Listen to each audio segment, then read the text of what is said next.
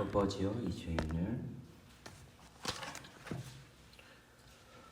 아버지여 이 죄인을 용납하여 주시고 예수님의 이름으로 구원하여 주소서. 아버지를 떠나 산지 벌써 오래되었고 험한 길에 고난 몸이 이제 돌아옵니다. 전에 하던 헛된 일을 애통하게 여기고 겸손하게 엎드려서 용서하심 빕니다.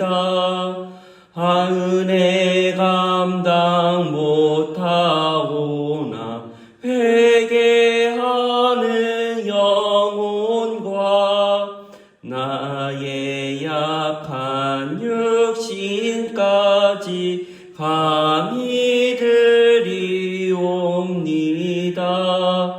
나의 죄를 사하시려 주님 죽으셨으니 그 공로를 의지하여 주만 의지합니다.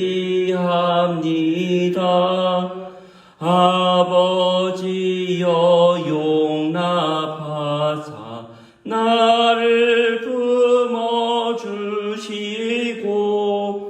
주의 사랑 품 안에서 길이 살게 하소서. 아멘. 오늘 하나님께서 우리에게 주신 말씀 출애굽기 10장입니다. 출애굽기 10장 12절에서 20절 말씀입니다.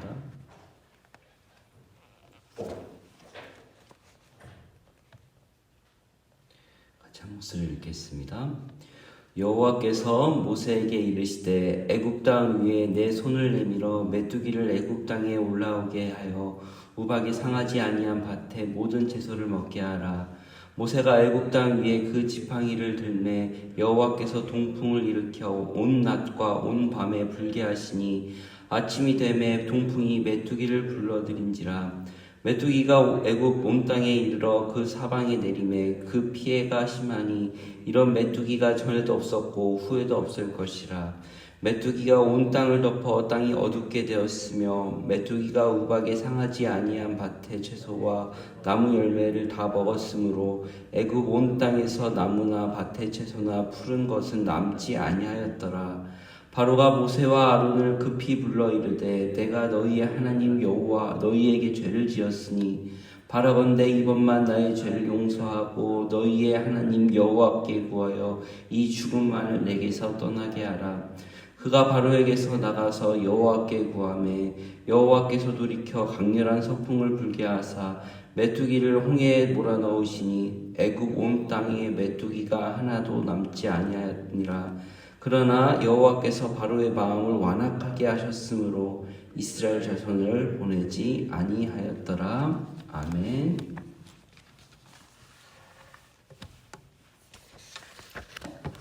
어제 살펴본 말씀에 이어서 바로가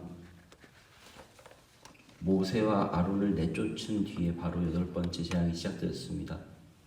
바로 어제도 말씀드렸다시피 메뚜기 재앙입니다.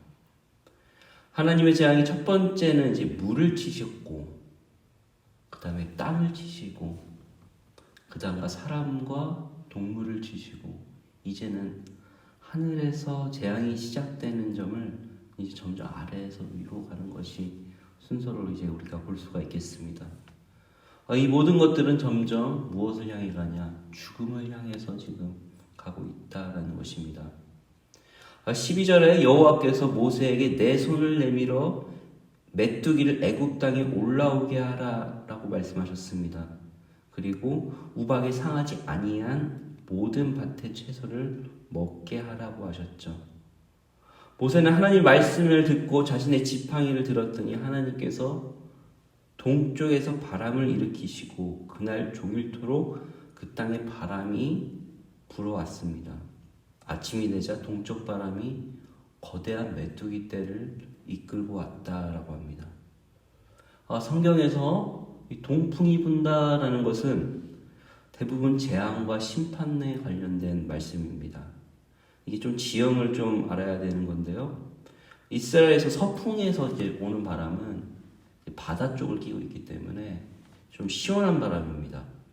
하지만 동쪽에서 오는 바람은 뜨거운 사막을 통해서 오는 바람이기 때문에 숨도 쉬기가 어려운 뜨거운 바람을 말하죠. 그렇기 때문에 동쪽에서 바람이 불면 그 바람 때문에 가뭄이 되고 식물이 이제 말라버리는 불길한 상징의 바람을 뜻하기도 합니다. 여러 가지 성경에서 나오는 내용이 있지만 우리가 가장 간단한 예로 요나가 박넝쿨을 딱 하고 니느웨가 망하기를 막 바라고 있는데 하나님께서 동풍을 예비하셔서 그것들을 마르게 하고 요나가 괴롭게 하였다라는 내용이 우리는 알고 있습니다. 거기서 내리는 바람 또한 동풍입니다. 이와 같이 동풍에서 바람이 불고 메뚜기가 함께 오는 것은 단순하게 바람만 불고 메뚜기가 오는 게 아니라 하나님께서 하시는 심판을 분명하게 보이기 위함이었습니다. 우연히 생긴 것이 아니라 온 낮과 온 밤이 불게 하셨는데 결국 이 동풍은 메뚜기 떼들을 불러들여서 우박에 상하지 않은 모든 곡식을 먹어치우게 하셨습니다. 그 피해는 전무후무할 정도라고 했는데 메뚜기 떼로 인해서 하늘이 어두워질 정도, 어두워지고 이게 또 무엇을 상징하냐면 그 다음 9번째 흑암을 또 상징하기도 합니다. 어두워진다라는 것이. 어두워질 정도라고 했습니다. 현대 관측에 의하면 메뚜기 떼가 이제 한번 때가 오면 한 5천만 마리 정도라고 합니다. 하루에 먹어치우는 양이 곡식량이 10만 톤. 말이 10만 톤이지 이게 어마어마한 단위입니다. 온 이집트 땅에 걸쳐 나무나 풀, 할 것 없이 푸른색이 남아있지 않을 정도라고 하니까 얼마나 그 메뚜기 떼가 그 곡식을 먹어치우는 양이 심했을까 이게 상상도 되지가 않습니다. 이미 우박으로 한번 쓸었고 그 다음에 메뚜기로 남은 모든 것들을 파괴하여 한순간에 온 땅에 파괴당하는 이집트의 모습을 바로는 목도하게 됩니다. 그 전에 얼마나 그 바로의 간악한 모습이 우박으로 상해 있지만은 그래도 조금 남아있는 늦곡식을 생각하면서 완악했던 그 바로의 모습까지 하나님께서는 완전히 그를 엎어지게 하시죠. 하나님 말씀에 순종하지 않고 조금이라도 생각을 하는 이 모든 양식을 빼앗기는 이집트의 모습을 우리는 말씀을 통해서 보게 됩니다. 하지만 이 패턴이 정말 이제 지겨울 정도로 이제 똑같은 모습을 반복하게 되는데요. 16절, 17절입니다. 바로가 모세와 아론을 급히 불러 이르되 내가 너희의 하나님 여호와와 너희에게 죄를 지었으니 바라건대 이번만 나의 죄를 용서하고 너희의 하나님 여호와께 구하여 이 죽음만을 내게서 떠나게 하라 라고 하십니다. 자세히 살펴보면 이것이 꼭 자기 죄를 고백하고 하나님을 인정하는 것 같지만 그 교만과 완악함은 결코 완전한 순복이 아닙니다. 여전합니다. 그 단서는 어디서 보이냐면 너희의 하나님, 나의 하나님이 아니라 너희의 하나님이라는 구절에서 볼 수가 있습니다. 아직도 여호와 하나님이 모든 이의 전지전능한 신이라는 것을 인정하지 않고 주권자라는 것을 깨닫지 못하는 그저 그들이 생각하는 고대에서 생각하는 신화 속에서 신대 신으로 생각한다는 것이죠. 그럴 만도 한 게 이집트 왕은 태어날 때부터 자신들이 신화 속의 그 태양의 후손이며 자기가 곧 신이라고 교육을 받아온 파라오입니다. 대대로부터 그렇습니다. 그렇기 때문에 그가 고백하는 하나님은 그냥 신 대 신으로 말했을 때 너희의 하나님이라는 거죠. 나의 하나님이 아닌 너희 히브리 백성의 하나님께 내가 죄를 지었다. 그리고 애원합니다. 자신의 죽음 위협 앞에서 살려달라고 합니다. 그가 진심으로 순종했더라면 이런 일들은 일어나지도 않았지만 항상 죽음 앞에서 위협 앞에서 살려달라고 하죠. 급할 때만 제발 살려주세요 하고 임기응변식으로 하나님을 섬기는 이런 바로의 모습은 결국엔 하나님의 심판을 피할 수 없는 것입니다. 모세는 다시금 하나님께 메뚜기 재앙을 중단할 것을 구하자 모든 메뚜기 떼가 서풍에 의해서 홍해로 들어가게 되는 몰살되는 모습을 보게 됩니다. 이 또한 역시 바로는 마음을 완악하게 하셨으므로 이스라엘 자손을 보내지 아니하였다라고 오늘 말씀을 하고 있습니다. 또다시 또 반복되는 복선이지만 홍해로 모든 메뚜기 떼가 들어가서 몰살되는 것은 이후에 바로의 군대들이 홍해로 가서 다 몰살되는 모습을 또 복선으로 보여주는 모습이기도 합니다. 저는 지금까지 10가지 재앙의 과정을 살펴보면서 처절하게 느끼는 내용이 무엇이냐면은 인간의 완악함과 이 교만은 정말 끝도 없구나라는 생각입니다. 특별히 바로의 모습 속에서 정말 나의 교만함과 완악함, 순간순간의 위기를 벗어날 때마다 다시금 불순종하는 되돌아가는 나의 모습이 아닌가. 정말 인간은 죄인이구나. 이런 것들을 끝까지 느끼게, 끊임없이 느끼게 하는 부분입니다. 돈 있고 지위가 높아지면 사람의 판단이 어두워진다라고 합니다. 정말로 얼마나 교만의 끝에 있는 자리겠습니까? 그 애국 왕의 파라오의 자리가. 그 당시 이집트의 통치자라는 자리는 조금 오늘 설교를 위해서 이제 요즘 이집트를 좀 공부합니다. 조금 공부해 보니 정말 나일강 유역이 얼마나 풍부한 식량의 터였는지 모릅니다.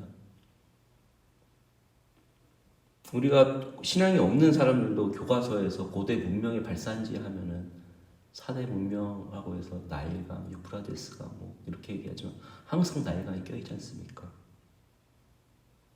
이 농사를 안 지어도 그 수령만으로도 정말 먹고 살만한 곳이랍니다. 나일강 유역이. 거기다가 이제 농사까지 지기 시작하니까 얼마나 풍요로운 땅과 얼마나 풍족한 환경이었겠습니까? 이렇게 축복을 받은 땅임에도 불구하고 그것을 하나님께 영광을 돌리지 못하고 자신들의 미신과 자신들의 향락으로 빠져버리게 되는 그들이 참 안타깝기도 합니다. 다른 한편으로는 정말 하나님께서 내 백성 이스라엘을 포기하지 않으시는 것처럼 바로 또한 제발 좀 깨달아라 하면서 하나님께서 끊임없이 회초리를 드시는 모습을 보면서 정말 포기하지 않으시나, 뭘 내버려 두시지. 가장 하나님께서 우리 로마서에 나오는 것처럼 가장 무서운 형벌은 하나님께서 유기하신다라는 것이죠. 그것들을 내치지 않으시고 끝까지 포기하지 않는 이 재앙의 모습은 1차적으로 봤을 때는 회초리로 보이지만 이 또한 알고 보면은 하나님의 포기하지 않으시는 사랑이라는 것입니다. 단순하게 볼 때는 우리는 이집트가 단순히 나쁜 사람, 바로가 나쁜 사람 이렇게만 느끼지만 그들에게 여호와께서 하나님이 참 하나님을 알게 하는 것이 얼마나 하나님을 드러내시는 참 사랑이십니까? 이걸 빨리 깨달으면 하나님의 은혜임을 감사하고 순복해야 되는데 인간은 어떻습니까? 대부분 그것이 사랑인 것을 깨닫지 못하고 하나님 되신 것을 인정하지 못하고 죽어가는 영혼들이 더 많습니다. 하나님께서 재앙을 내리시고 거두시는 과정을 통해서 계속해서 회개할 기회를 주셔도 돌이키기를 원하지만 바로는 끝까지 회개하지 않았고 결국 그 스스로가 자신을 재앙으로 스스로 몰고 가는 것을 우리는 말씀을 통해서 볼 수가 있는 것입니다. 성도 여러분, 우리는 하나님의 말씀을 믿는 성도이죠. 하나님의 창조주이심을 알고 전능하심을 믿고 그분에 의하여서 우리는 의지하면서 살아가는 자들입니다. 어리석은 세상을 향해서 세상이 돈과 지위에 의지하지 않고 살아가야 할 줄로 믿습니다.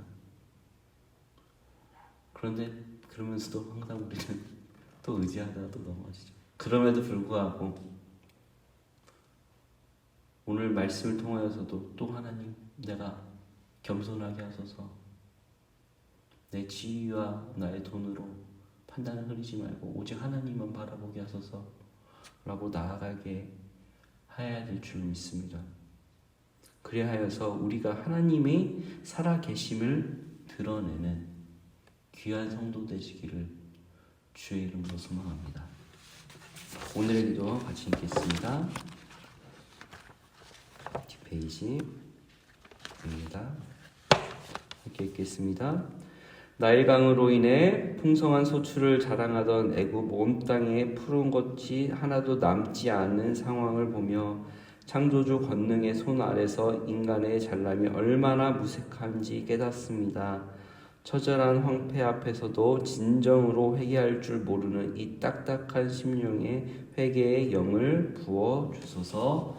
아멘.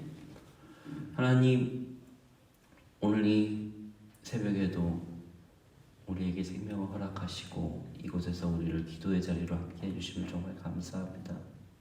하나님, 오늘 말씀을 통하여서 우리가 느끼는 것은 바로의 모습 속에서 또 나의 모습에 인간의 죄악의 모습이 얼마나 교만하고 완악한지를 또 깨닫습니다.